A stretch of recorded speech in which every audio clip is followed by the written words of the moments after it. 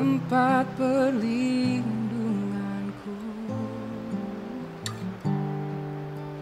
saat badai menerpa. Aku tak akan goyah, aku tak akan goyah, sebab Kau sertaku.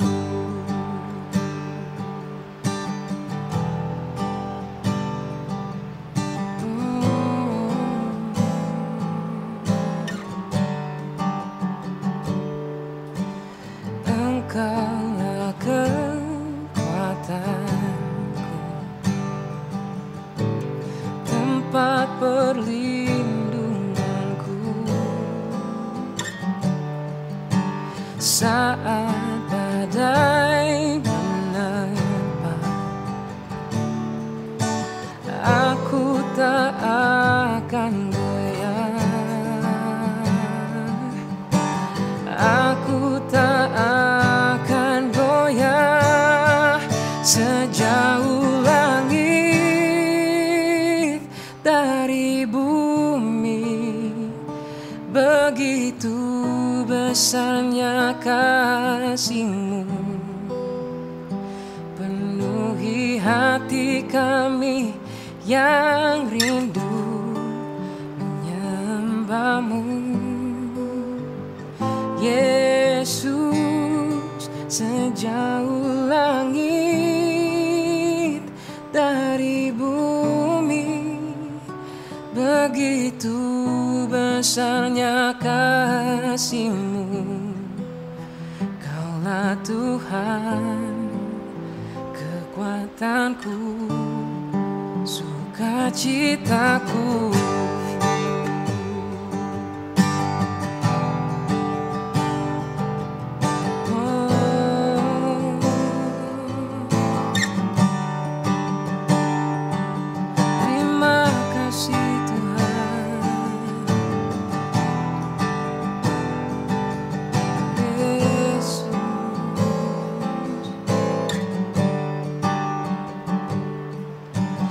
Engkaulah kekuatanku,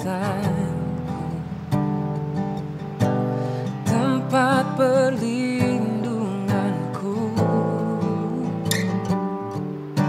saat badai menerpa.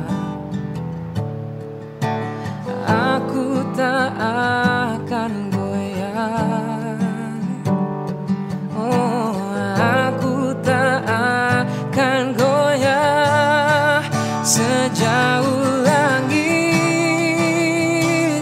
dari bumi. Begitu besarnya kasih-Mu, penuhi hati kami yang rindu menyembah-Mu. Yesus, sejauh langit dari bumi, begitu besarnya kasih-Mu. Kaulah Tuhan, kekuatanku, sukacitaku. Oh Yesus, Kaulah Tuhan, kekuatanku, sukacitaku.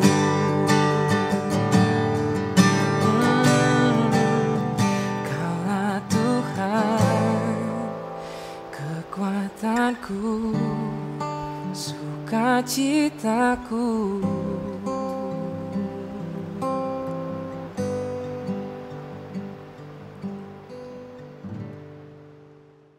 Shalom, shalom, shalom. Puji Tuhan, kekasih-kekasih Tuhan, saudara-saudara yang dikasihi Tuhan, dan semua saudara yang mengikuti. Saya bersyukur Tuhan ada bersama kita saat ini. Haleluya. Saudara-saudaraku yang dikasihi Tuhan, oleh anugerah Tuhan, kita harus selalu bersyukur di situasi yang tidak mudah ini. kita bisa selalu bersama-sama ada di dalam hadirat Tuhan di setiap ibadah-ibadah online yang kita adakan. Dan mari oleh anugerah kemurahan-Nya, sebelum kita menerima kebenaran firman Tuhan, terlebih dahulu bersama-sama kita tundukkan kepala dan kita berdoa. Anugerah-Mu besar buat kami, Roh Kudus. Mari dalam urapan-Mu, dalam kehadiran-Mu, berfirmanlah dengan mengurap kami lewat pewahyuan-Mu, kuasa-Mu, dan hikmat-Mu Tuhan, sehingga setiap kebenaran ini tidak menjadi sebuah pengetahuan belaka, tetapi menjadi kuasa dalam hidup kami. Kami terima anugerah-Mu dengan hati bersyukur, di dalam dan demi nama-Mu Yesus Kristus. Haleluya. Amin. Puji Tuhan, saudara. Saat ini kita akan belajar bersama-sama satu ayat yang terhubung dengan beberapa ayat. Firman ini temanya kali ini adalah masa kebodohan. Sekali lagi, temanya adalah masa kebodohan. Diambil dalam 1 Petrus pasal 1 ayat 14, firman Tuhan berkata, hiduplah sebagai anak-anak yang taat, dan jangan turuti hawa nafsu yang menguasai kamu pada waktu kebodohanmu. Saya ulangi, ini adalah Alkitab terjemahan Lembaga Alkitab Indonesia atau LAI.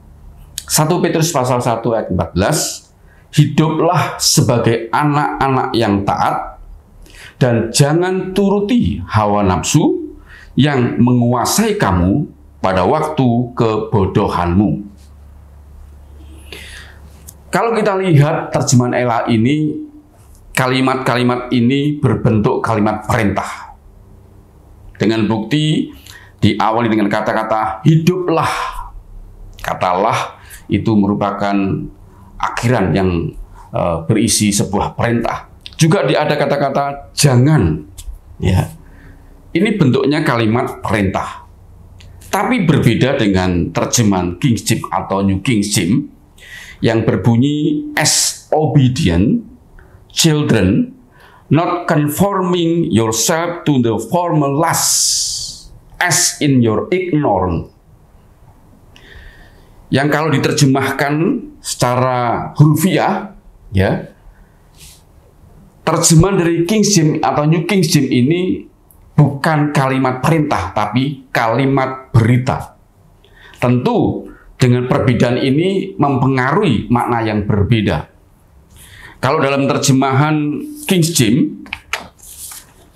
itu secara hurufiah diterjemahkan begini: sebagai anak-anak yang taat, tidak menyesuaikan diri kepada nafsu yang lalu, seperti dalam kebodohanmu atau dalam ketidaktahuanmu.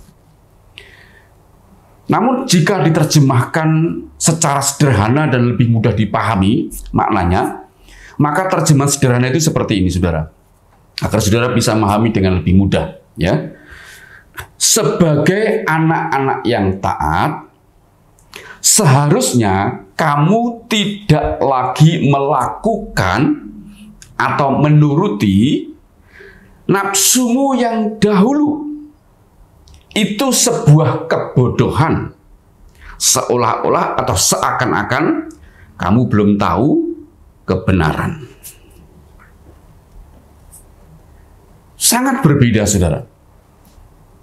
Nah, untuk memahami ini, saya sedikit singgung latar belakangnya, konteksnya. 1 Petrus pasal 1 ayat 13-25 ini. Jika kita sebagai anak-anak Allah memilih untuk hidup taat kepada Tuhan, maka itu akan membawa kita dalam sebuah kehidupan, ya, yaitu kehidupan yang penuh dengan kekudusan, dan kita bisa mempraktekkan kasih persaudaraan. Itu konteksnya, saudara. Nah, dalam proses menuju sebuah ketaatan yang konsisten atau ketaatan yang terus-menerus, dalam perjalanan iman kita ini kita mendapatkan gangguan-gangguan dari nafsu kita.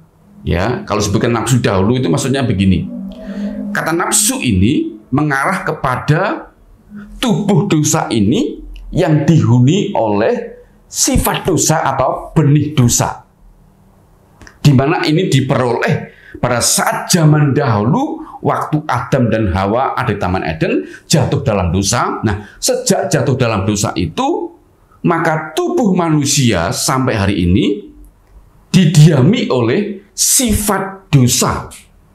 Ya, itulah sebabnya sebagai orang yang percaya, sekalipun kita ada dalam sebuah ketaatan yang luar biasa, kita masih bisa jatuh dalam dosa. Dan ketika kita masih jatuh dalam dosa itu disebut sebagai masa kebodohan, di mana seolah-olah atau seakan-akan kita belum tahu kebenaran firman Tuhan.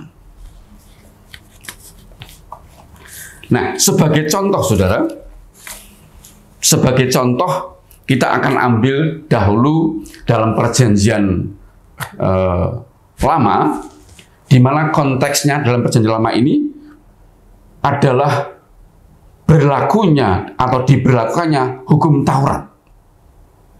Ya, di mana juga dalam perjanjian lama ini, jika seseorang dipenuhi Roh Kudus melakukan sebuah kesalahan atau dosa, maka Roh Kudus biasanya diambil atau ditarik atau undur dari orang itu. Berbeda dengan masa perjanjian baru yang disebut sebagai masa kasih karunia. Orang percaya tidak hanya ditebus dari dosa, ya, menjadi orang diselamatkan, dibenarkan kedudukannya di hadapan Allah, namun juga oleh karena kasih karunia Tuhan, manusia diberi, ya, orang yang percaya itu diberi Roh Kudus dan tinggal dalam hidup orang percaya. Ketika orang percaya melakukan sebuah kesalahan atau dosa, Roh Kudus tidak undur, tidak dicabut atau tidak pergi, namun Roh Kudus hanya berduka, menunggu sampai orang itu kembali bertobat, sehingga Allah Roh Kudus akan kembali bekerja memuliakan Allah dalam hidup orang itu. Karena Roh Kudus punya 3 tugas, yaitu menginsafkan dosa, kebenaran, dan penghakiman. Nah, contoh di dalam perjanjian lama kita akan ambil 2 contoh. Yang pertama yaitu kehidupan Daud. Mari terlebih dahulu kita membaca di dalam 2 Samuel pasal yang ke-11 ayat yang pertama saja untuk menyingkat waktu. Firman Tuhan berkata demikian. 2 Samuel pasal 11 ayat 1. Pada pergantian tahun, lihat saudara, ini menunjuk sebuah masa atau waktu. Pada pergantian tahun, pada waktu raja-raja biasanya maju berperang, maka Daud menyuruh Yoab maju beserta orang-orangnya dan seluruh orang Israel. Mereka memusnahkan Bani Amon dan mengepung kota Raba. Sedang Daud sendiri tinggal di Yerusalem.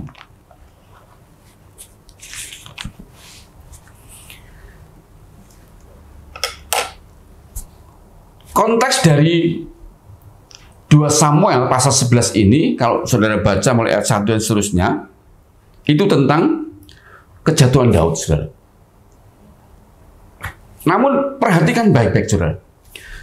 Daud sejak kecil, ya, karena tradisi di Yahudi atau Israel sana, anak umur 7 tahun sudah masuk sinagoge belajar tentang Taurat Tuhan. Ya, Daud mengalami hal itu. Ya. Bahkan sejak kecil dia menjadi orang yang terdidik dalam Taurat, sampai ketika dia sudah menjadi besar dan menjadi orang yang luar biasa, dia menulis Mazmur, ya. Pasal 1 pun disebutkan bahwa dia mempunyai kesukaan merenungkan firman Tuhan atau Taurat Tuhan atau hukum Tuhan itu siang dan malam. Itu menandakan bahwa pribadi Daud adalah pribadi yang mencintai hukum-hukum Tuhan dengan luar biasa. dekat dengan firman Tuhan. Yang kedua, ya, Daud adalah pribadi yang dekat dengan pribadi Tuhan. Sejak kecil dia sudah mengandalkan Tuhan. Bahkan ketika dia mengembalakan domba atau kambing yang hanya jumlah sedikit itu, ketika ada beruang datang, ketika ada singa datang, dia pasang badan mengandalkan Tuhan. Dia hadapi bahaya itu, dia korbankan nyawanya demi domba-dombanya. Tapi Tuhan menyertai dia karena dia mengandalkan Tuhan. Dia bisa mengalahkan singa atau beruang yang datang, saudara. Bahkan ketika dia berhadapan dengan manusia yang dianggap sebagai raksasa, yaitu Goliat, Daud selalu mengatakan, kamu datang atau mendatangi aku dengan tongkat atau dengan lembing, dengan pedang, tapi aku datang dengan membawa nama Tuhan. Itu membuktikan bahwa Daud adalah pribadi yang dekat dengan firman Tuhan, hukum-hukum Tuhan, dan juga dekat dengan pribadi Tuhan. Ini sebuah situasi yang sesungguhnya luar biasa. Ini dewasa rohani, saudara.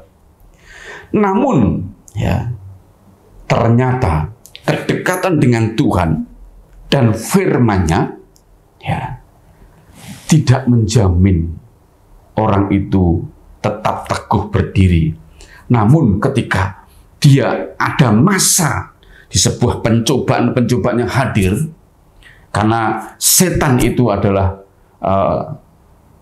sebuah pribadi atau seorang pribadi, ya, yang selalu mencari kesempatan untuk menjatuhkan anak-anak Tuhan, termasuk Daud. Coba perhatikan, saudara.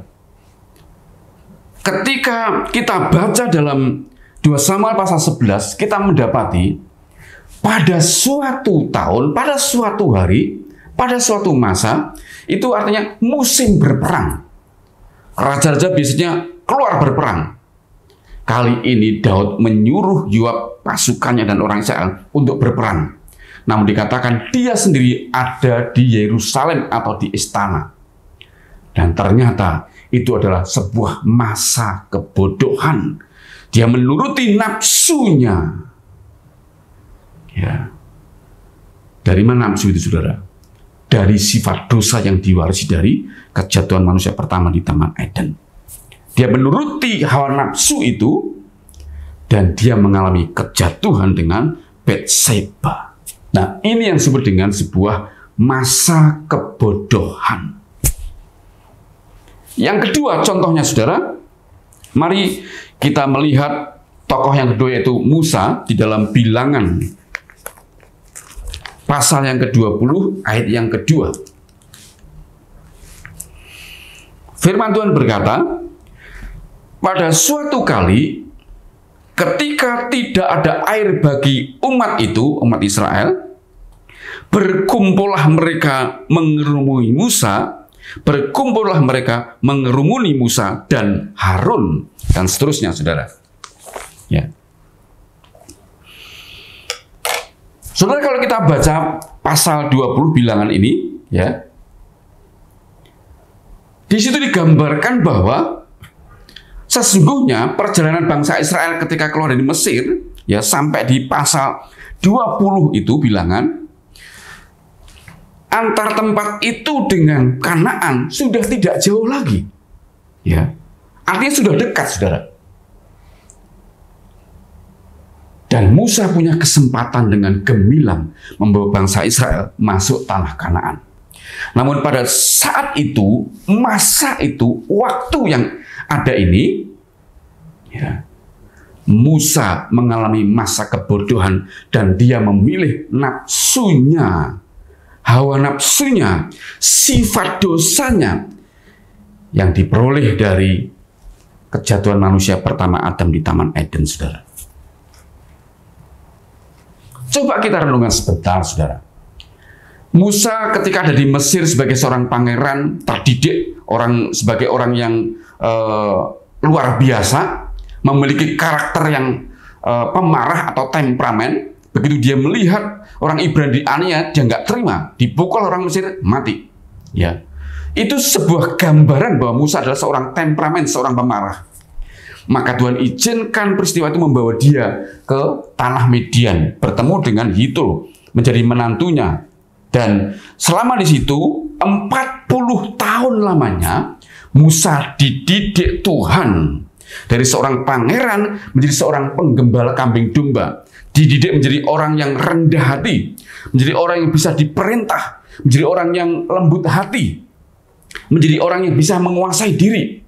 Dan 40 tahun Tuhan melihat cukup, maka dia baru dipakai Tuhan untuk membawa bangsa Israel keluar dari Mesir.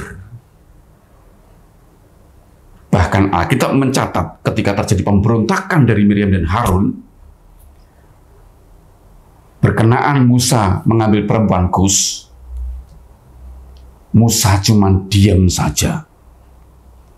Tapi Miriam tetap memaki-maki Musa. Ketika Musa diam saja, Tuhanlah yang tidak terima, saudara. Dia turun, dia berkata kepada Miriam dan Harun, dia berkata, tahukah kamu, kalau aku berbicara dengan nabi, aku berbicara lewat mimpi atau penglihatan. Namun berbeda dengan hambaku, aku berbicara kepada dia muka dengan muka. Dan dikatakan dalam firman Tuhan bahwa Musa adalah orang yang di muka bumi ini paling lemah lembut, paling lemah lembut. Tidak ada orang yang lemah lembut selain Musa di muka bumi. Itu menunjukkan sebuah tingkatan iman.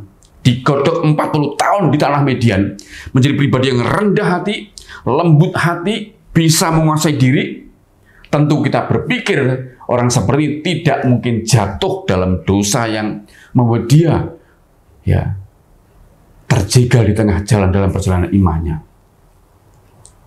Dan kita melihat cerita, saudara, sejarahnya, sejak keluar dari Mesir, Musa itu diberontak oleh bangsa Israel berkali-kali, dan berkali-kali. Tapi Musa selalu menang. Dia bisa menahan diri, dia bisa tetap rendah hati, dia hanya menghadap kepada Tuhan, dia hanya curhat kepada Tuhan. Namun kali ini, ketika sudah dekat dengan tanah Kanaan, terjadi sebuah situasi atau masa, kembali bangsa Israel dihadapkan pada situasi tidak ada air.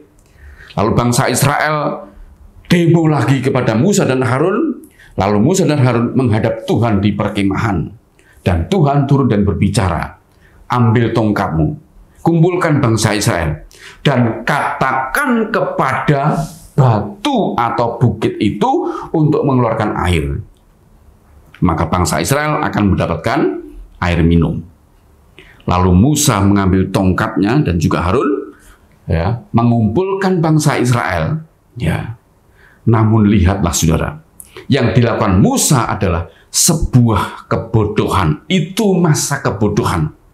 Tampaknya kali ini Musa tidak bisa menguasai diri, Musa tidak bisa menahan diri. Sifat dosa dia di Mesir, yaitu temperamen pemarah itu, ternyata saat itu meledak. Tuhan berkata, katakan kepada batu itu, tapi Musa tidak berkata-kata, tapi Musa mengangkat tongkatnya lalu memukul bukit itu. Bukit itu pun mengeluarkan air. Sekalipun mujizat terjadi, namun Musa tidak melakukan seperti yang Tuhan mau. Maka Tuhan berkata, karena kamu tidak menghormati kekudusanku, kamu tidak boleh masuk ke tanah Kanaan. Perjalanan Musa untuk ke Kanaan terjegal di tengah jalan karena dia memilih melakukan sebuah kebodohan, saudara. Itu namanya masa kebodohan. Dalam konteks 1 Petrus pasal 1 ayat 14.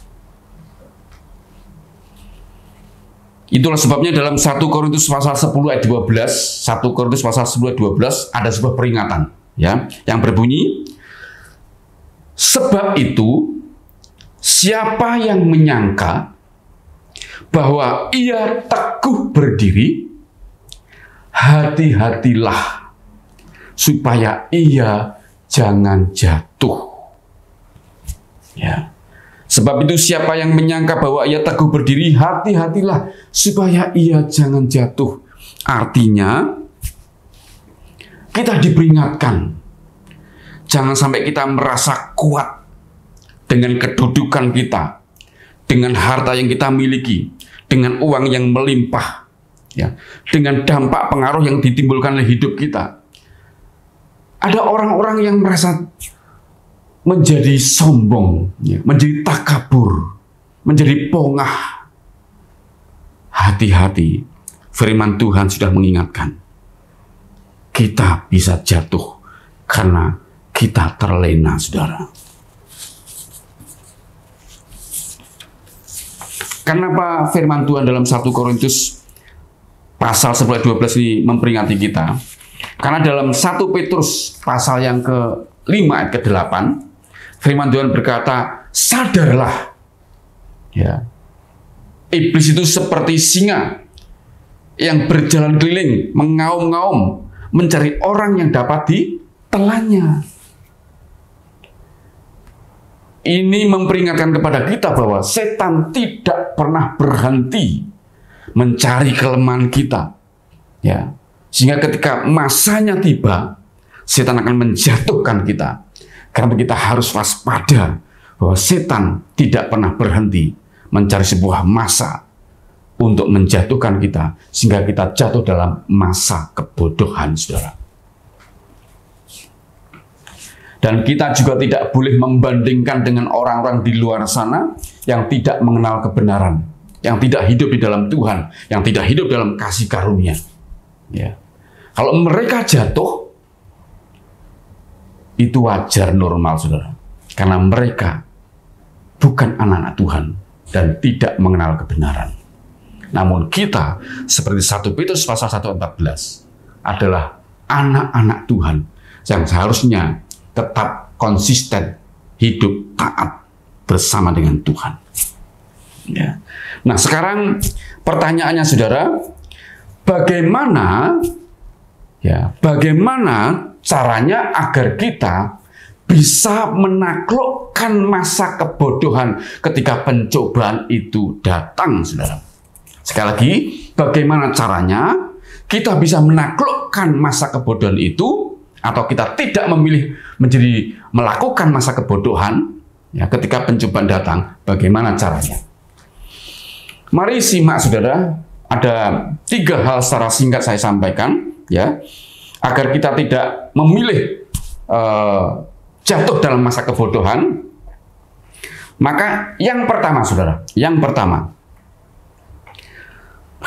sadarilah akibat dosa kita adalah manusia yang lemah.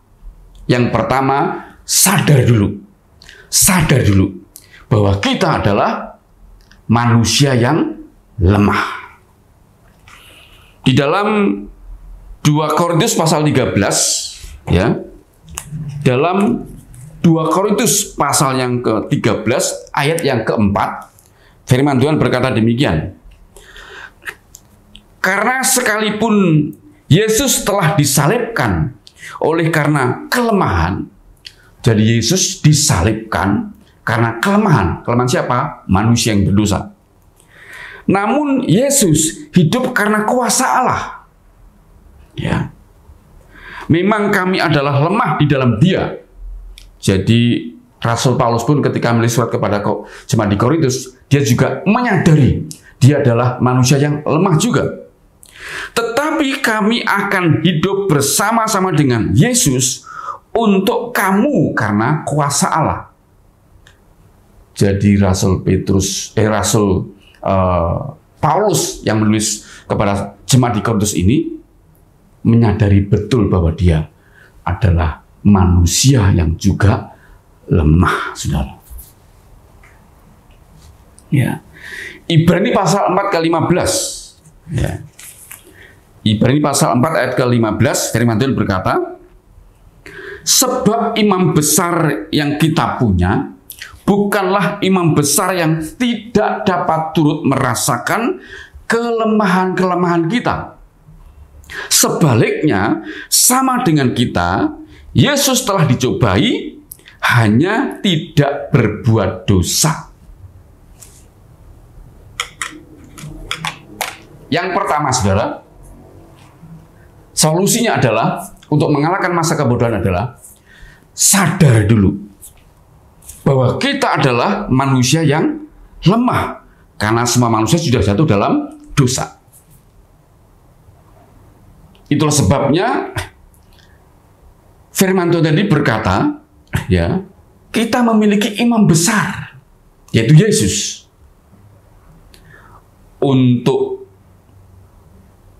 menebus dosa, kalau dalam perjanjian lama, imam besar itu memberikan korban kepada Tuhan, itu dengan korban darah binatang, itu berkali-kali. Tapi Yesus sebagai imam besar kita, dia mempersembahkan korban kepada Bapa itu cukup sekali, yaitu ketika dia mati di kayu salib mencurahkan darahnya. Dan dia disebut sebagai imam besar bukan seperti dalam perjanjian lama. Dia adalah imam besar yang juga turut merasakan kelemahan-kelemahan kita sebagai manusia. Ya, cuman bedanya adalah dia tidak berdosa. Maksudnya begini, saudara. Bedanya begini. Saya dan saudara adalah manusia, normal, biasa manusia. Yesus juga manusia biasa, normal seperti kita. Bedanya begini, kalau saya dan saudara, manusia yang sudah jatuh dalam dosa, yaitu dimulai dari Adam di Taman Eden, sehingga sejak kejatuhan Adam itu, seluruh manusia sampai hari ini, di dalam tubuh kita sebagai manusia ini, ada benih dosa tinggal dalam tubuh kita. Sehingga lewat benih dosa atau sifat dosa ini, sewaktu-waktu kita masih bisa jatuh dalam dosa. Sedangkan Yesus, ketika dia turun dari surga dalam kandungan Maria, ya, karena perbuatan Roh Kudus, bukan karena hasil pertemuan sperma laki-laki dan benih perempuan, ya, bukan. Yesus murni karena Roh Kudus hadir dalam kandungan Maria, dan ketika dilahirkan, Yesus juga lahir sebagai manusia normal seperti saya dan saudara. Namun di dalam tubuh manusia Yesus tidak ada benih dosa. Tidak ada benih dosa, tidak ada sifat dosa. Itulah sebabnya sekalipun Yesus sebagai manusia biasa bisa merasakan kelemahan-kelemahan manusia seperti saya dan saudara, bisa merasakan pencobaan-pencobaan saudara, namun karena dalam diri tubuh daging Yesus tidak ada benih dosa, ya, dia steril, maka Yesus tidak dapat berbuat dosa. Bukan tidak bisa berdosa, tapi tidak dapat berbuat dosa. Karena dalam diri Yesus tidak ada benih dosa. Namun penghiburannya buat kita adalah, lihatlah saudara, Yesus bisa merasakan kelemahan-kelemahan hidup kita, atau daging kita, atau tubuh kita. Dia bisa merasakan betapa beratnya menjadi manusia. Ya. Di dalam Matius pasal 11 ayat 29, Tuhan berkata, "Pikulah kuk." Kuk yang dari Tuhan itu enak dan ringan. Tahukah kuk, saudara? Kuk itu gandar. Kalau di Jawa itu ada luku, ya, di mana itu untuk membajak sawah, sebelah sini di sebelah sini ada lembu atau sapi. Nah, ketika Tuhan berkata, "Pikulah kuk," itu artinya waktu kita masuk di gandar bagian leher yang pertama ini, ternyata Yesus juga di sini, di samping kita. Ya. Itu artinya, waktu kita berbeban berat, kita punya sebuah persoalan, kita punya pencobaan, kita didatangi oleh masalah-masalah, ya, Tuhan di samping kita bisa merasakan betapa beratnya hidup kita, betapa beratnya menahan pencobaan, betapa beratnya menuruti hukum-hukum Allah. Yesus turut merasakan itu semuanya. Makanya yang pertama-tama kita lakukan adalah sadar dulu kita adalah manusia yang sudah jatuh dalam dosa. Dalam tubuh kita berdiam benih dosa. Ya, kita adalah manusia yang lemah. Dengan menyadari ini, itu akan membangkitkan sebuah sikap. Kita bisa rendah hati di hadapan Tuhan dan kita berkata, Tuhan, aku manusia lemah, Tuhan. Di luar Engkau aku tidak bisa berbuat apa-apa. Aku lemah, Tuhan. Aku bisa jatuh tanpa Engkau, Tuhan. Aku tidak mampu tanpa Engkau, Tuhan. Kita akan rendah hati, saudara. Yang kedua, saudara, solusinya. Yang kedua, ya. Kalau pertama sadar dulu. Yang kedua adalah, minta Roh Kudus melatih kita agar kita tiap-tiap hari menyerahkan anggota-anggota tubuh kita ini yang lemah ini, ya, agar tidak lagi menjadi budak dosa, tapi kita dilatih untuk menjadi hamba-hamba kebenaran. Artinya kelemahan-kelemahan ini diserahkan pada Tuhan, ya.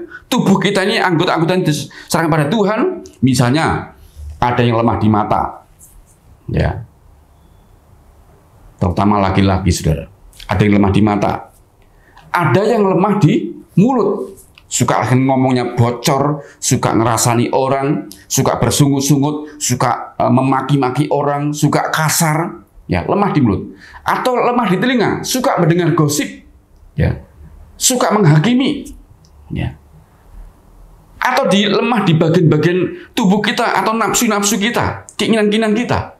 Ya. Yang kedua, kita harus belajar menyerahkan kelemahan-kelemahan ini tiap hari kepada Roh Kudus. Kita minta dilatih Roh Kudus. Roh Kudus, latihlah aku untuk melakukan kebenaran-kebenaran. Latihlah aku agar aku bisa memuliakan Tuhan. Latih, kita minta tiap hari melatihnya, saudara.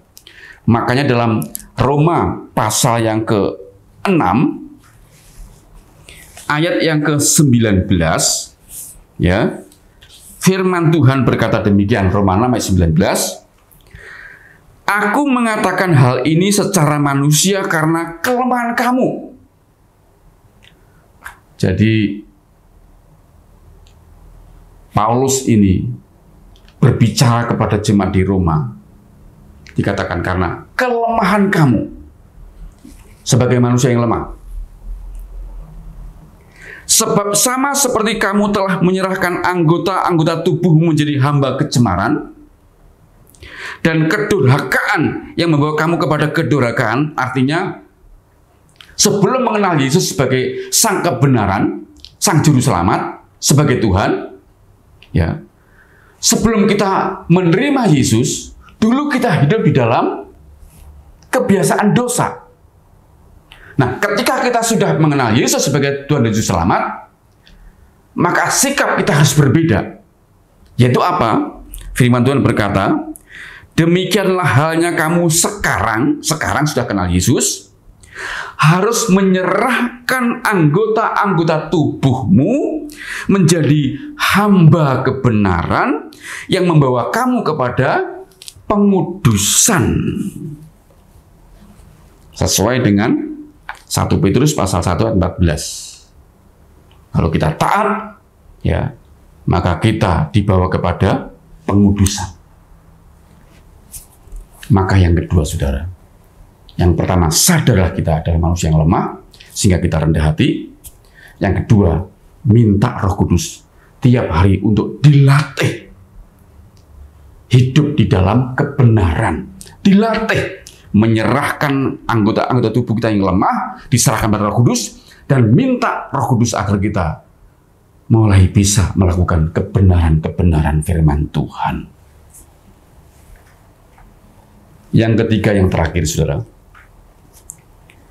yaitu jangan lengah atau jangan lupa diri jika kita sudah mulai dewasa rohani, tetapi tetap waspada agar kita semuanya tetap bisa berdiri teguh saat badai hidup menerjang kita. Ya. Yang ketiga, jangan lengah, ya, dengan jalan-jalan hidup kita, tetapi jagai setiap langkah hidup kita dengan firman Tuhan. Yang pertama, sadar dulu kita adalah manusia lemah, ya, kita perlu Tuhan. Yang kedua, ya, kita minta Roh Kudus melatih kita untuk melakukan kebenaran tiap hari, ya, sambil menyerahkan kelemahan-kelemahan kita. Yang ketiga, jangan lengah dalam hidup kita. Jagai setiap langkah hidup kita dengan firman Tuhan. Mazmur 119, ya. Mazmur 119 ayat 2 dan 3 berkata demikian. Berbahagialah orang-orang yang memegang peringatan-peringatannya, yang mencari Dia dengan segenap hati. Lihat, ayat 2 itu berbunyi demikian. Berbahagialah, terjemahan yang tepat adalah diberkatilah. Satu, orang yang berpegang pada firman Tuhan atau perintah Tuhan. Yang kedua, yang dekat dengan Tuhan, mencari wajah Tuhan dengan segenap hati. Nah, dekat dengan firman Tuhan dan dekat dengan pribadi Tuhan, ya, dua hal ini akan menyebabkan, ayat 3, yang juga tidak melakukan kejahatan. Yang pertama, tidak melakukan kejahatan. Ketika orang berpegang pada firman Tuhan dan dekat dengan pribadi Tuhan dengan segenap hati, mencari wajah Tuhan dengan segenap hati, dampaknya adalah tidak melakukan kejahatan atau tidak melakukan dosa. Ketika pencobaan datang, ya, himpitan datang, masa kebodohan datang, kita tetap berpegang pada firman Tuhan, pada perintah Tuhan dan pribadi Tuhan. Maka kita tidak memilih masa kebodohan. Yang kedua adalah, ya, tetapi yang hidup menurut jalan-jalan yang ditunjukkannya. Lihat saudara, dampaknya. Orang yang dekat dengan firman Tuhan dan pribadi Tuhan, dekat dengan pribadi Tuhan dengan cara mencari wajah Tuhan dengan segenap hati, dampaknya ada dua. Yang pertama, ya, ketika masa kebodohan datang, kita dimampukan untuk tidak melakukan kejahatan atau tidak melakukan dosa. Yang kedua, ya, kita diberi kekuatan untuk tetap memilih jalan-jalan Tuhan yang ditunjukkan oleh Tuhan. Jadi yang ketiga, agar kita tidak menuruti masa kebodohan, yang ketiga adalah jagai jalan kita dengan hidup dekat dengan pribadi Tuhan dan firman-Nya. Maka ketika hal ini, ketika pencobaan datang, masa kebodohan datang, kita tidak menyerah dalam masa kebodohan itu dan melakukan dosa. Karena ini adalah masa kasih karunia dalam perjanjian baru. Kita diberi Roh Kudus. Tujuannya adalah agar kita konsisten, terus-menerus, seperti 1 Petrus pasal 1 ayat 14 tadi.